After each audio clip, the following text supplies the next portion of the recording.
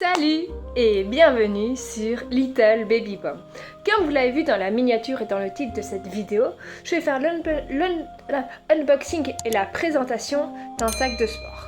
C'est le sac de la marque OA Ultra Bac 20 litres qui est généralement proposé pour toutes les courses en étape ou en trail. C'est vraiment la nouvelle version de ce sac que je vais vous présenter dans cette vidéo.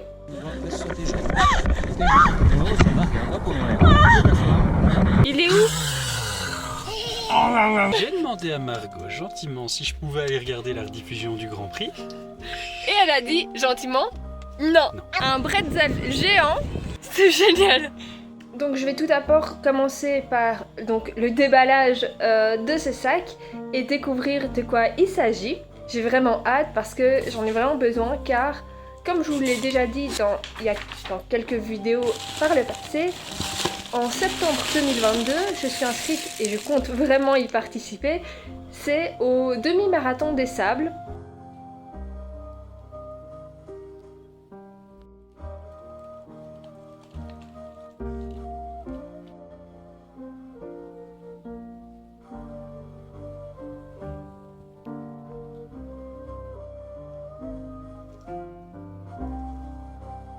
Qui se déroule donc à Fuerteventura.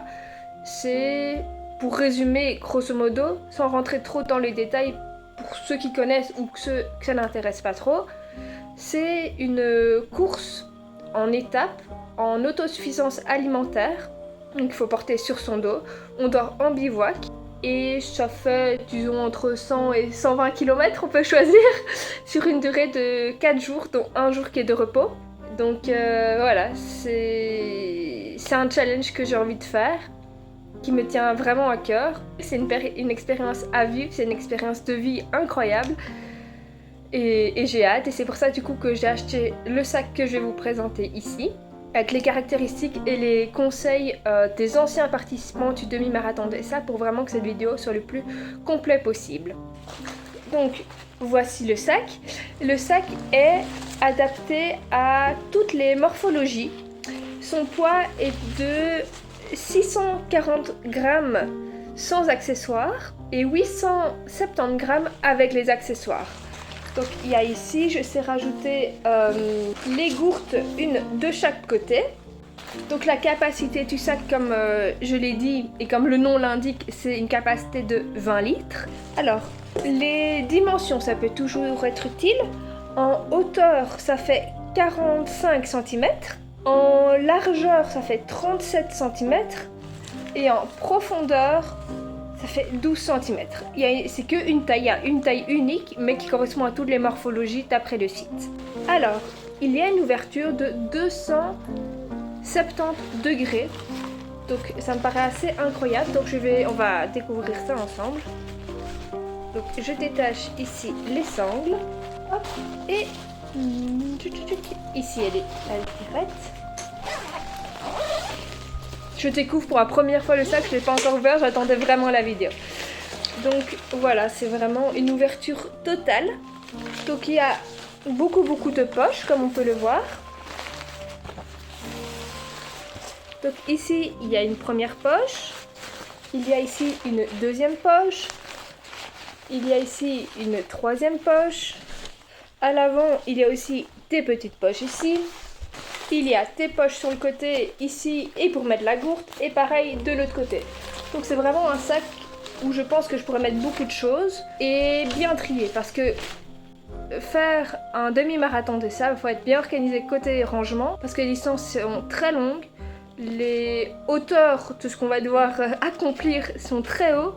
C'est considéré comme les courses les plus dures, avec principalement le marathon des Sables qui lui c'est autour de 200-250 km de mémoire, toujours en autosuffisance alimentaire mais pendant 7 jours dans le Sahara marocain, donc c'est encore un autre niveau et ça je pense pas, je sais pas dans mes objectifs de le faire.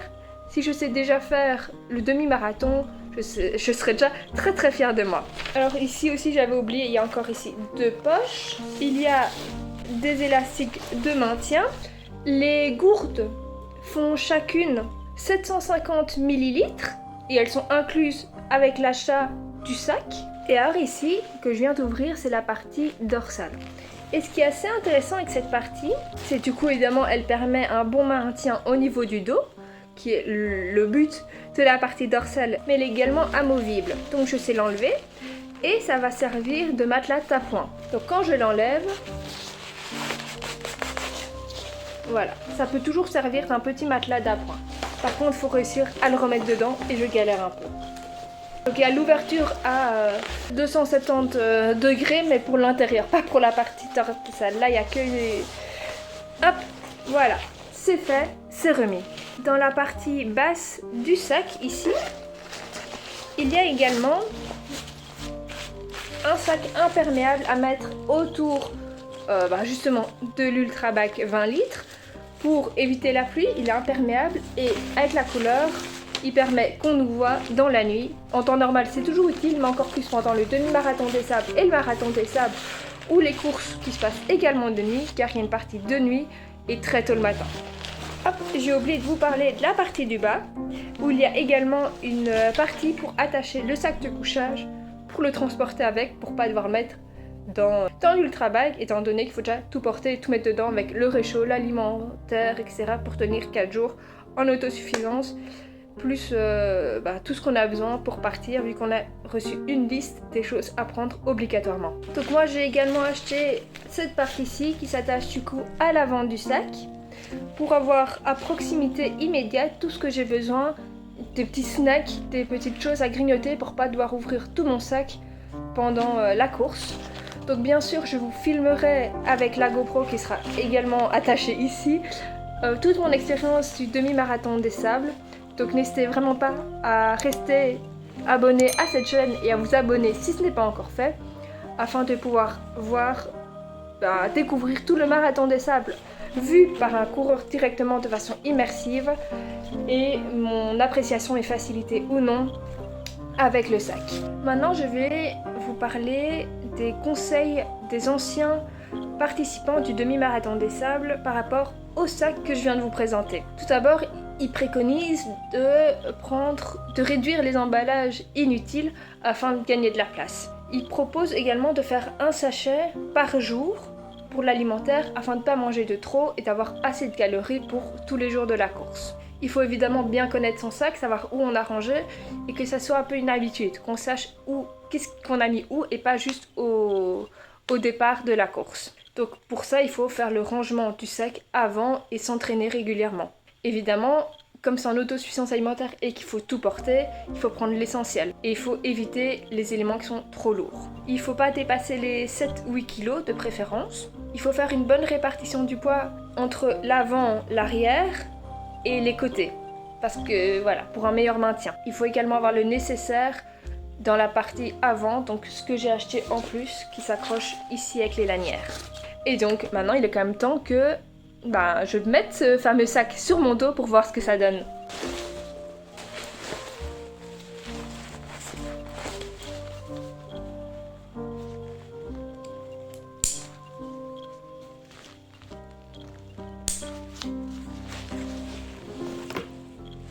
Voilà, donc ça c'est le sac Ultrabac que j'ai sur moi, et ici c'est la partie avant que je vais pouvoir venir accrocher. Donc ici il y a les lanières, un petit outil comme ça pour venir accrocher au niveau des sangles.